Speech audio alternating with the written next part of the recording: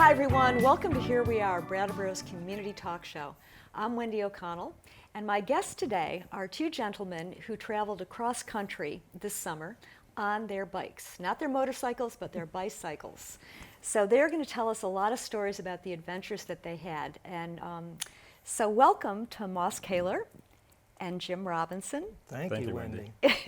It's lovely to have you on the show. Thrilled to be here and share our story with your viewers. Great. Yeah. Well, we've got viewers ready to watch, and many people who know that you did do this excellent adventure are anxious to hear stories because you haven't been back that long. About 2 weeks. Yeah, I know. It hasn't been long. So just as a little backstory, you two have had partnerships together. You've built together. You're both builders. So you've worked on many jobs together over a course of how many years? Oh, 35. 35. Good 35 years. Yeah, yeah. And so just to go right into the story itself, when did this idea strike? Well, I suppose I had the idea almost 3 years ago. And it was just thinking that, well, my 70th birthday's coming up. I might start taking Social Security now. This would be kind of a nice way to celebrate that. Mm-hmm. And so I presented it. I knew I had to first present it to my wife, Carol. So I asked her, "What do you think about this?" And I told her I'd like to ride across country in 2019. And she said, "Oh, that's great. That's a wonderful idea. You ought to do it." And then she said, "How long is it going to take?" And I said, 3 months? And she said, 3 months? It was obvious that was total shock to her. And I thought that was just not going to swing. Yeah. But I brought it up again a week or so later, and she said, "It's going to be really hard to have you away for 3 months, but I think you should do it." Yeah, yeah. So she's a saint. Yes, you've relegated her to sainthood for that. Yes. Yeah, yeah. And Moss, you sort of got on board pretty quickly. Well, it was actually coincidental because just at about the same time Jim was thinking of doing this trip, I myself independently was thinking, I would really like to ride across country, and I'd like to do it with Jim because he's done it before, and I've ridden with him so much. I've worked with him. I knew we would be good companions on the bike. And so it was almost on the same day that he was sharing his idea to ride across the country that I was approaching him to say, let's ride across the country together. That's so cool. And so there's been a lot of prep time leading up to this, Yes. right? Yeah, Yeah. 3 years. 3 years of prep time. I knew I needed a lot of time. Primarily, I needed to put money aside for the trip, and it was the money for food and for lodging during the trip. Mm-hmm. I was also going to have to buy a new bicycle for the trip, and putting only like $25 a week aside for in a piggy bank. Yeah, but it adds up. Shaped like a bicycle. and it turned out it was a little bit more than enough. And we took you could call it a 2-day test ride in 2018 or 17. And then in 2018, just about a year ago, we rode around Lake Champlain, and that was a 5-day ride. So we've sort of had some shakedown cruise, so to speak, to test out some equipment. And on the Lake Champlain ride, we each had our brand new touring bikes, so we could get familiar with those. And they've served us well for the entire ride. I think we each had 3 flats. Wow. No major mechanical problems at all. Adjust a cable or something like that. But no, the bikes performed well, and we did too. They were steel frames as opposed to aluminum or carbon, which makes them heavier. But we were going to be carrying a lot of weight anyway, so an extra few pounds of bike doesn't make that much difference. And they were geared low for the hills, and they had connection points to put on racks and panniers and things like that. Right, because you were trailing, right? You had something behind you. The actual name of the trailer is the Bob trailer, which stands for Beast of Burden. I've actually had the trailer for many years, and I hadn't used it that much, but I decided right at the beginning that I would use this trailer. And it afforded me to take everything that would have been, say, on the front tires, panniers on the front wheel, rather, and rear panniers, and put it all into the one bag in the trailer. Wow, And so I just had a handlebar bag and a rack bag behind the seat. So it wasn't as cumbersome. Yeah. Right. So not only did the bikes survive pretty well, but you guys did too. Yeah, Right? yeah. Yeah, we did. We did. We never got sick, never got sore throats, didn't break any bones or heads or anything, but we did. I fell a few times, always low speed falls and nothing catastrophic, and got a scrape or something. And Jim had a dog run out in front of him and actually hit his front tire. Oh, wow. So he probably took the most serious fall because he was going whatever 10 or 12 miles an Yeah. hour and really scraped up his elbow and his hip. Yeah. And we might mention this a few times in the show, but the whole trip was 4,600 miles. That's right. Yes, Yeah. let's just say it right out front. It wasn't, Yeah. we didn't go in the straightest line we could No. have. It sort of went up and down across the country. And the route we rode on was called the Northern Tier. So we started in Seattle, actually Bainbridge Island, and went up to Anacortes. And then we went across all the northern states of the United States that border Canada. And we did go into Canada across the northern side of Lake Erie. So we had a bit of Canada thrown in there, and 11 U.S. states. Back in, I believe it was 1976, you did this trip, the same trip. I did a trip across country. It was a different route, but it was from the Pacific coast to the Atlantic coast, going more through the central part of the country. And I did it almost on a whim because I saw a little box ad in Bicycling Magazine. This little organization called Bike Centennial was wanting to train leaders for taking groups across the country in '76, the next year. That whole summer's experience was about the same length as the Northern Tier. It was called the Trans Am Trail. This trip that we just took, I feel, is a harder route to travel than the Trans Am Trail. It's more in your face all the time. The other thing is that traffic today is extremely more heavy than it was in '76. The country is half again as large today as it was 43 years ago. You set out, this is an adventure, right? This is a real Absolutely. adventure. And with all of the excitement that goes with it. And was there a time when it got to be a routine? Oh yes. It did, more so as it went on. When we started, everything was new. Not bicycling, but setting up camps, staying with warm shower hosts, which I'd like to talk about later. And so shopping for groceries, eating out, and getting into that routine. And by the time we probably hit Michigan and on to the eastern half of the United States, the routine went from developing the routine to becoming a routine. And there's both comfort in that, and there can be boredom in it. Right. You're biking 6 hours a day, so you're in a posture for that long. Yeah, I would think there would be all kinds of attendant things that go with that. You're on your bike and you're biking and you're using your body, but your mind is also there with you. And I would think that would have gone through some... Trying to get Yes. that song out of The your song, head. Yeah, yeah. right. We had a couple. They weren't warm shower hosts, but they were a couple that invited us to stay at their home, and she was a pianist, and she played for us the morning before we left, and it was Leonard Cohen's "Alleluia," and for the next week, that's all that would go in my mind. I'd get off the bike, it would stop. I get back on the bike, it would start again. Yeah, but that was a good song to have in your head. It was a good song for a day or two, but after a while, it got very, My very, song was from, we had in Bismarck, we had actually it was Moorhead, North Dakota, we had a woman who also had a piano, and she played for us, and she played popular songs. And so I had a Jim Croce song in my head, which also wasn't bad, but like Jim says, once it's there for hours or days, Yeah, you want to get rid of it. It gets to get like food in the refrigerator, right? But you play other that's a mental game that's forced on you by your brain. But there are other mental games where you might think about how far is it to that hilltop or that curve in the road, or thinking about dinner, or thinking about the miles you're putting in, Right. or tomorrow. But not very often, I don't think, that we thought about back home and work. You know, we were gone long enough that carpentry and, you know, the day-to-day things of Brattleboro were far away. Yes, yeah, and it's that thing about being sort of both stationary and in motion for that long. I would think it'd be really interesting. I mean, I've never ridden a bike probably for more than, I don't know, 2 hours. Yeah.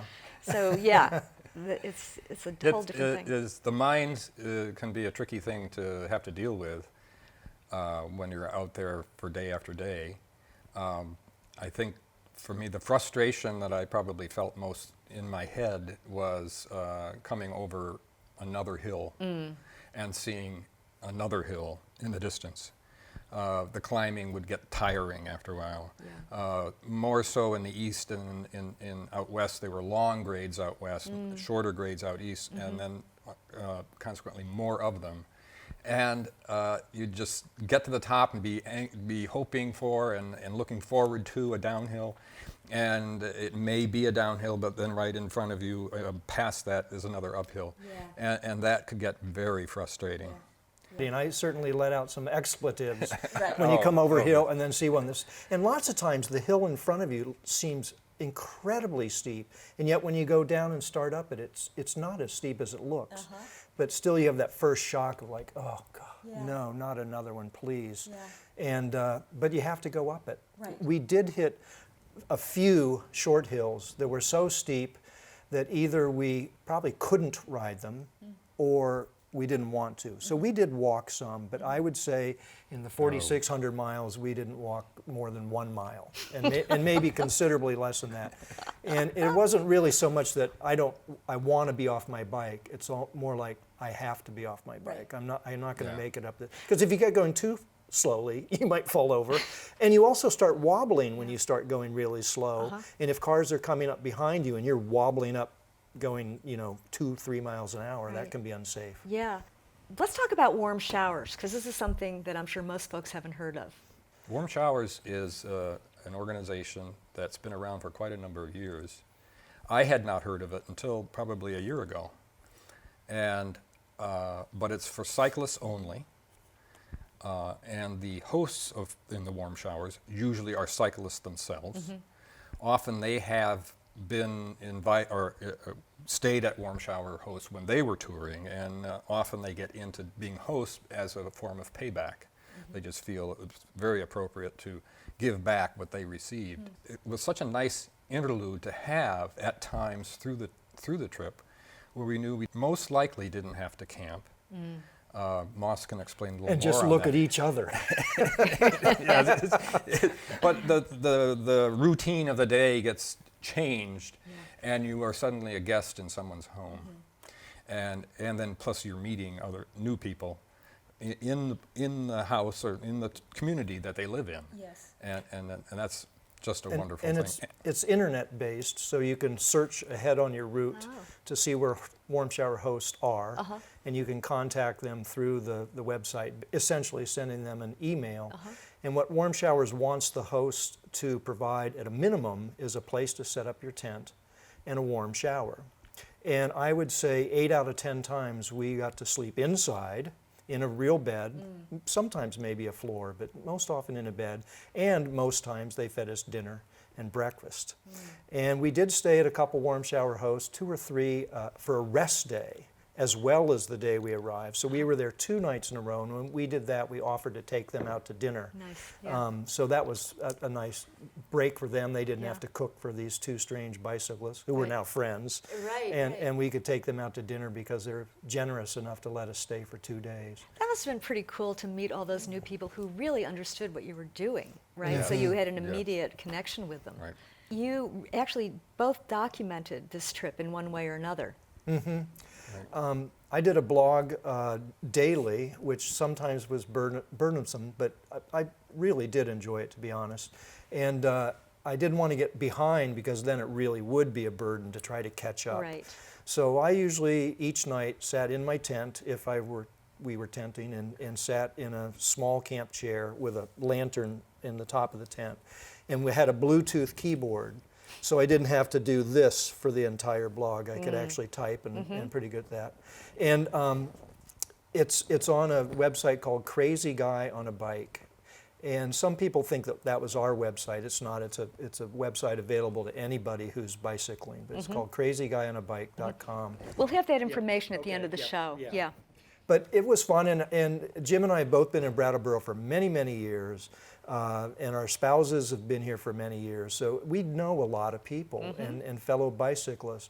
So I think we had a pretty good number of people who were following our ride, if not daily, would check in periodically. That's very cool. And Jim had it another way. Yeah, I did it a bit differently. I thought about doing a blog. What I decided to do was to just do a group email. So I started the trip with a rather large group, 70 to 80 people on a list of to receive it. And as we went along and meeting other people, some Warm Showers hosts and other people on the trip, I added their names if they wanted to that list. So by the end of the trip, there were somewhere around 100 people on that list. There's a lot of beautiful, beautiful pictures in both Jim's blog and his emails, I mean, and the Crazy Guy on a Bike blog. Really beautiful. And you saw some of the most beautiful parts of the country. We did. Yeah. Basically, anything you can pretty much think of as being a part of America, or the views that you might have, is something that we had during this trip. I mean, think of the state of Washington and the mountains in North Cascades and Glacier Park in Montana are just phenomenal places to be in. And neither of those places I had been before, so it was very special to me. The plains I really looked forward to, and they're awesome in their own way, but it's a real challenge, just as much as a challenge as climbing up over a pass in Washington State. And then further east, it just became more familiar and recognizable and wooded.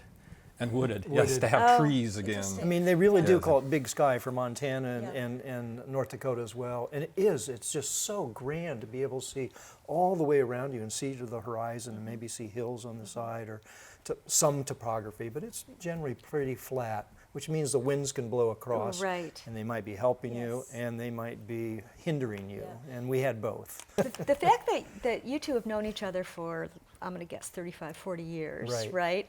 And you've worked together, and then to be in this situation where you are together every day doing this incredible experience, it's sort of a real codependent kind of relationship in the best sense of the word, or in every sense of the word.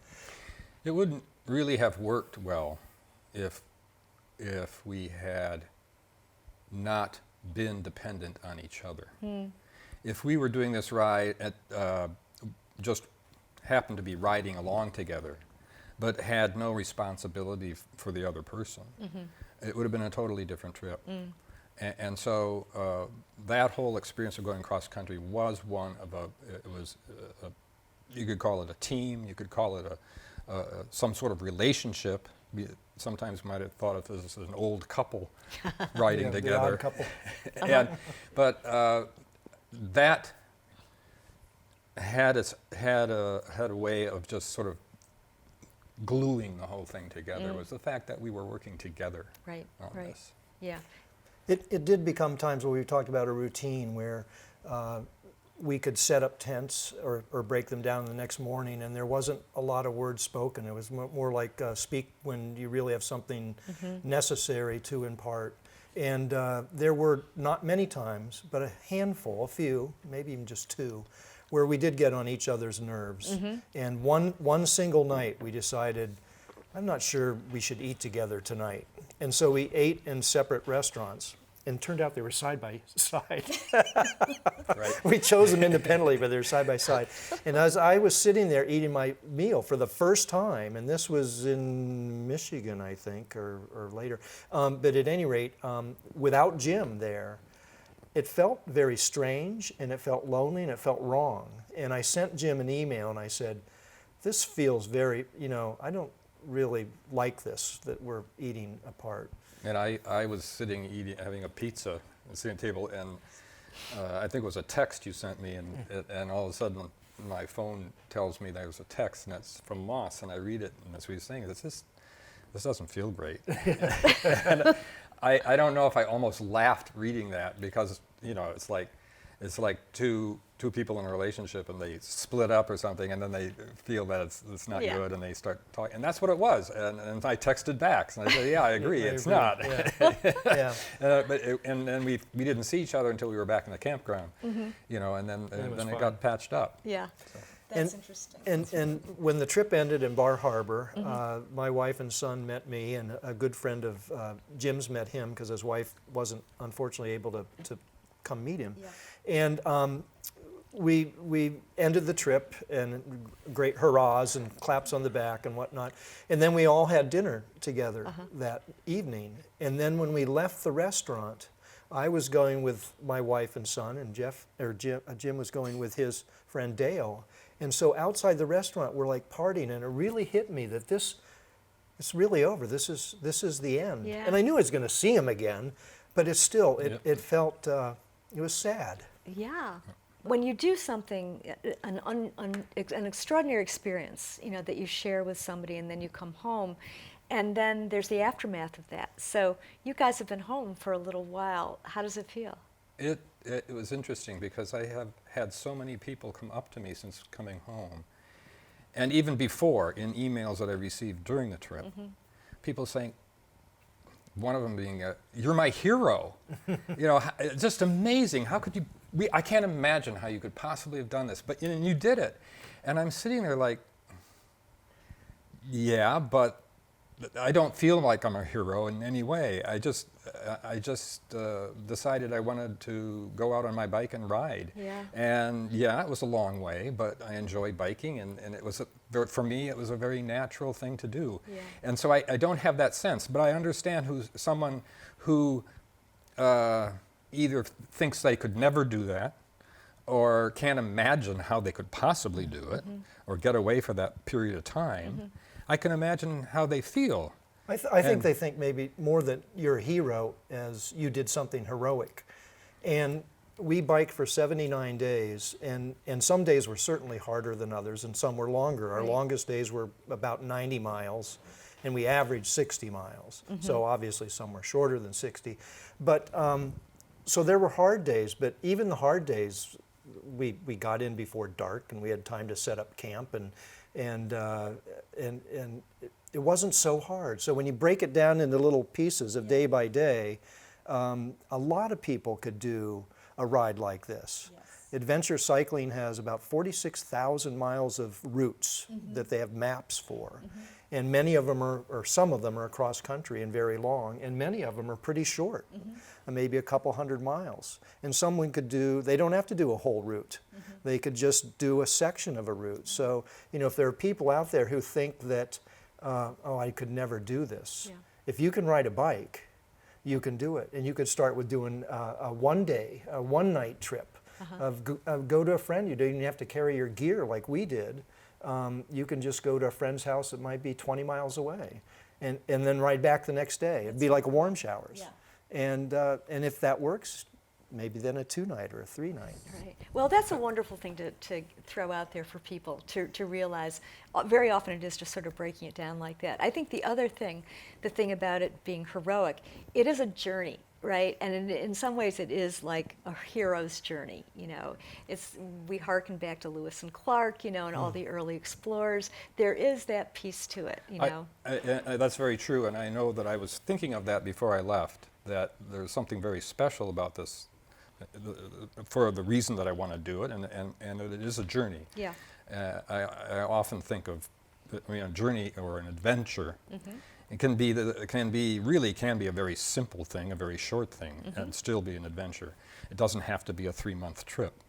I put on the top tube of my bike the word gratitude, and I wanted it right there so that every time I got on my bike, or every time I looked down and saw it, I would try to, you know, remember that I'm very grateful for what I'm doing and the things that I'm seeing. There were some times it was hard to feel any gratitude at times, but that was there to remind me. So there was sort of this thing in my head that I wanted to have this thing before me that I carried along. Yeah. And I just wanted to say one thing about encouraging others to do this.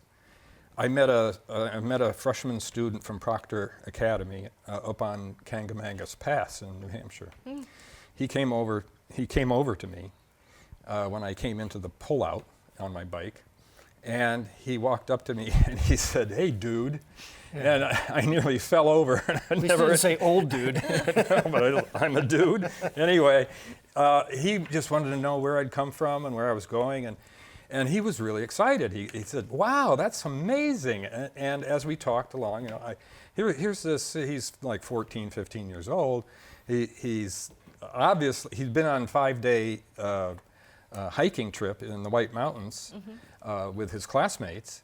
And I said to him, "You know, you could do this." He said, "Really?" And I said, "Yeah, absolutely, you can do this." And I have always felt that the biggest problem that one might have is up here.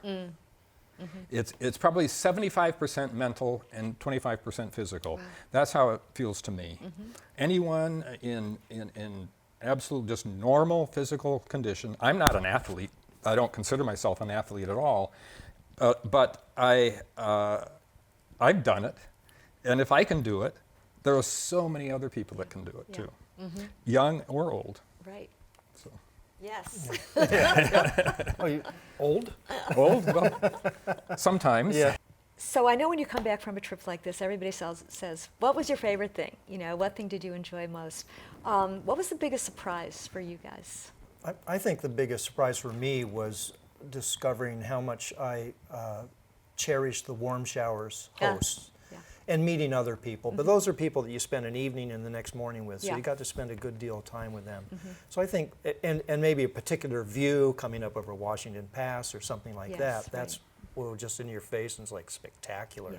But in terms of just making me feel good about the ride and being there, I think it was the warm shower house. Yeah.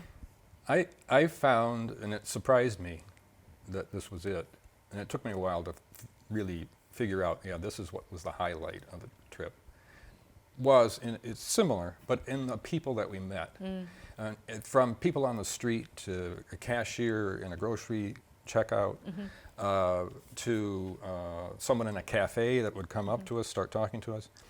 I was blown away when I think about it now, or I am blown away when I think about it now, that all those conversations that we had always ended by the person saying, "Have a safe trip."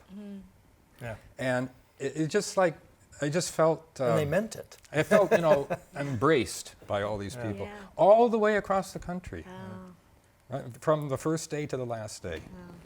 So it was just amazing. That's a wonderful place to stop and to just acknowledge that fact. I mean, that's really, that's terrific. What a great thing to remember most.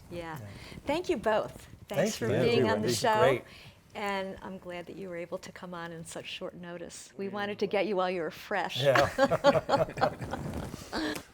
And thanks to all of you for joining us today and hearing about Moss and Jim's excellent adventure. And stay tuned. We'll be here next week.